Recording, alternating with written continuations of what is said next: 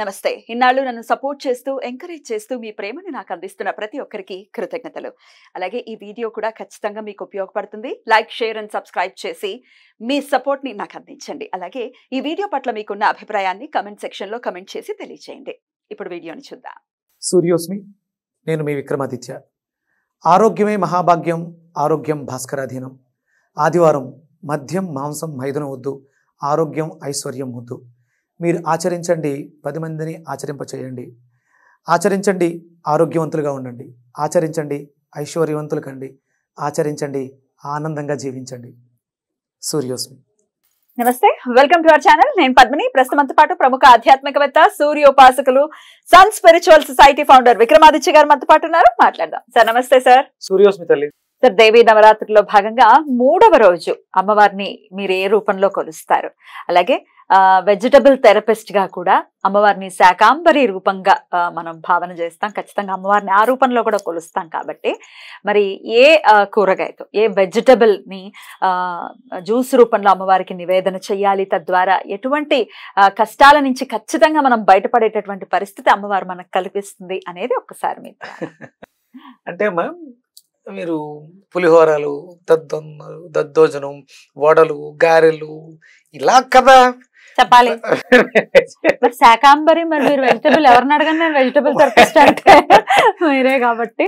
వనదుర్గ, నవదుర్గ అంటే ఈ ప్రకృతి అంతా కూడా ఆవిడ శక్తి స్వరూపిణిగా ఉంది. ఎక్కడైతే శక్తి నిక్షిప్తంగా ఉంటుందో ఆవిడని మనం అమ్మ. మనల్ని తరింపచేస్తుంది, నింపుతుంది శక్తితో. అవి తీసుకోవడం ద్వారా మనం నిండాలి. అదంటే నిండడం అంటే ఏంటి అంటే కడుపు నిండా బేబస్సంగా తినేస్తే నిండిపోద్దా? శక్తి నిండదుగా. అంటే దాంట్లో కూడా మిళితమై ఉండాలి. బయట ఉన్నటువంటి శక్తి లోపలికి వెళ్ళాలి. జ్ఞానంతో నిండినప్పుడు తృప్తి ఏర్పడుతుంది, లేకపోతే ఆకలి వేస్తూనే ఉంటుంది. ఈ జన్మకు తీరదు.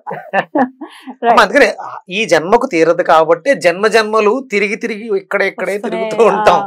ఆ ఆకలి తీర్చుకోవడం కోసం, ఆ దాహార్తిని అనుభవించడం కోసం అమ్మతో మమేకం అవటం, అమ్మ పాద పద్మములను శరణు వేయటం. నాకేమీ తెలియదమ్మా, నీ పాదాలు పట్టుకుని ఉన్నాను, నాకు ఆ ముక్తిని మోక్షాన్ని ప్రసాదించు. మరి బీజాక్షరాలు నాలుక మీద ఎవరికి రాసింది? కాళిదాసుకి. ఏం అడిగాడు ఆయన? అసలు నాకు ఏమి రాదు, అసలు ఏమి అడగలేదు.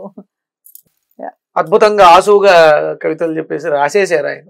అంటే అమ్మ అంత దయాళువు. అంటే విద్యావంతుడైనటువంటి పారంగతుడికి, అంటే అద్భుతమైనటువంటి వేదాలు అవి పారాయణం చేసేసి అనుష్ఠాన బలంతో అష్టోత్తర సహస్రనామాలతో అర్చించిన వాడికి ముక్తిని మోక్షాన్ని ఇచ్చేస్తుంది. నాకు ఏమీ రాదు తల్లి, నీ పాదాలు పట్టుకోవడం తప్ప. శరణు వేడినా ఇస్తుంది. ఏమక్కర్లేదు, నాకు ఏమి రాదు తల్లి. దుర్గాయే నమః.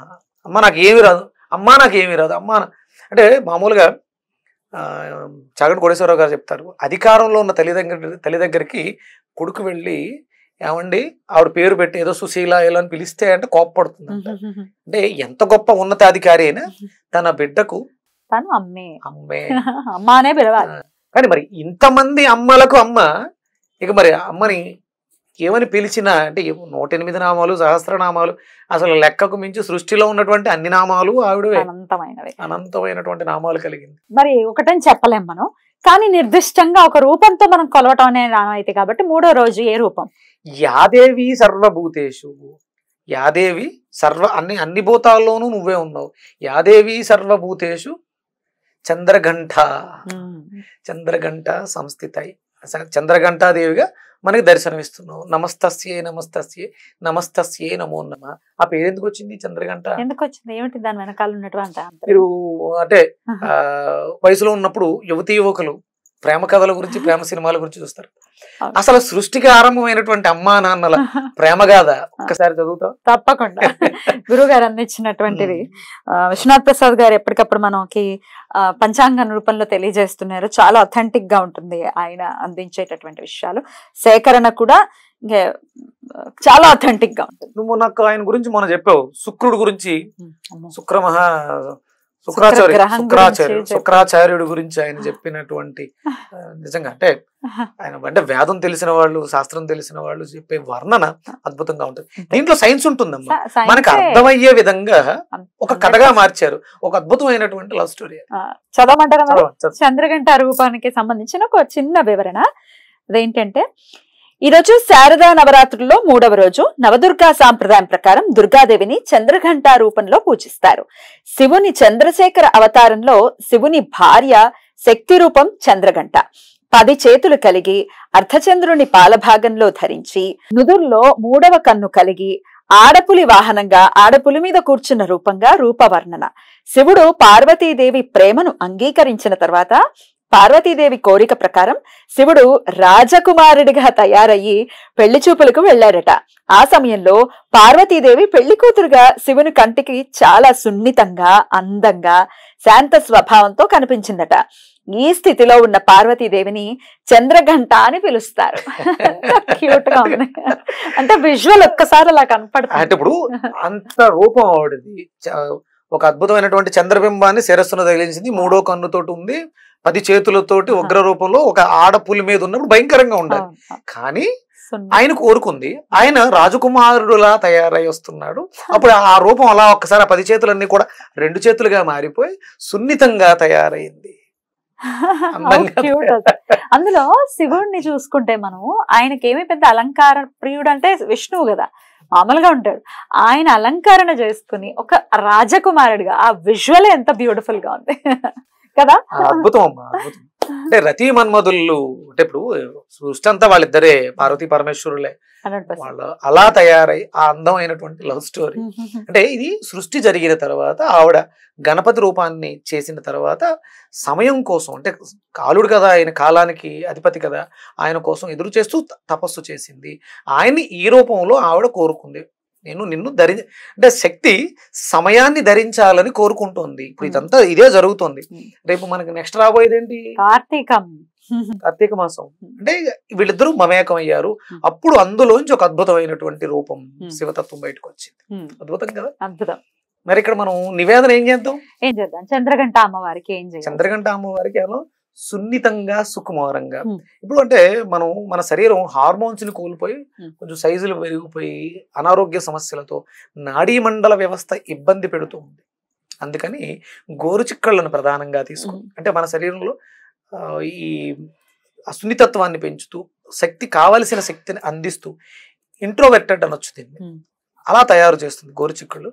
అలాగే దానికి అనుసంధానంగా మనం బెల్లాన్ని, కొబ్బరిని, ఎండు కొబ్బరిని మూడిటిని కలిపి, అంటే వీటిని లైట్గా దోరగా ఉడకబెట్టండి, ఆవిరి పట్టి దాంట్లో కొంచెం బెల్లం కలిపి కొబ్బరి వేయండి, ఎండు కొబ్బరి తురిమేయండి.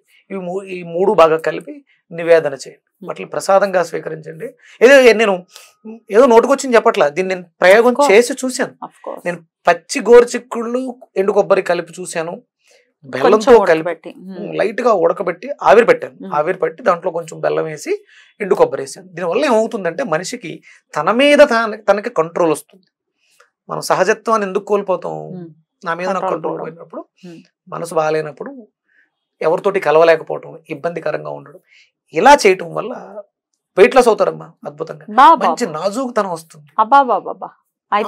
అమ్మవారు అందంగా ఉన్నారు, నాజూకుతనంగా ఉన్నారు, అయ్యవారు అందంగా తయారయ్యారు. ఇది స్వీకరించడం ద్వారా మన ఒంట్లో ఐరన్ పెరుగుతుంది, విటమిన్ కే పెరుగుతుంది, విటమిన్ డి, ఇప్పుడు విటమిన్ డి డెఫిషియన్సీ, ఇవి 3 కూడా మనం ఈ ప్రసాదం నివేదన చేయడం ద్వారా, దాన్ని మనం స్వీకరించడం ద్వారా అది మనం సంప్రాప్తించుకోవాలి. బ్యూటిఫుల్, చాలా అద్భుతంగా వివరించారు. చంద్రఘంట అమ్మవారిని ఇందాక చెప్పినటువంటి ఆ నామంతో కూడా కొలుచుకుంటూ, యాదేవి సర్వభూతేషు చంద్రఘంట రూపేణ సంస్థిత, నమస్తస్యై నమస్తస్యై నమస్తస్యై నమో నమః. బ్యూటిఫుల్. ఈ నామాన్ని జపించుకుంటూ అమ్మవారి ఆరాధన చేసుకుని మీరు చెప్పినటువంటి విధానంలోనే డెఫినెట్ గా నాజూకుతనం మాటకు కూడా అవసరం కదా, నాజుగ్గా రావాలి మాట కూడా, కటువుగా ఉండకూడదు కదా, సున్నితంగా ఉండాలి. అమ్మవారు గొంతులోంచి వచ్చే మాట చాలా సుకుమారంగా ఉంటుంది. భాగంగా చక్కగా వెజిటబుల్ రూపంలో కూడా తెలియజేశారు కాబట్టి దాన్ని కూడా మనం చక్కగా వినియోగించుకుందాం. రైట్ సార్, చాలా బ్యూటిఫుల్ గా ఎక్స్ప్లెయిన్ చేశారు. ఇక 4వ రోజు అమ్మవారిని ఏ రూపంలో కొలవచ్చు అనేది నెక్స్ట్ వీడియోలో తెలుసుకుందాం. థ్యాంక్ యూ సార్, నమస్తే.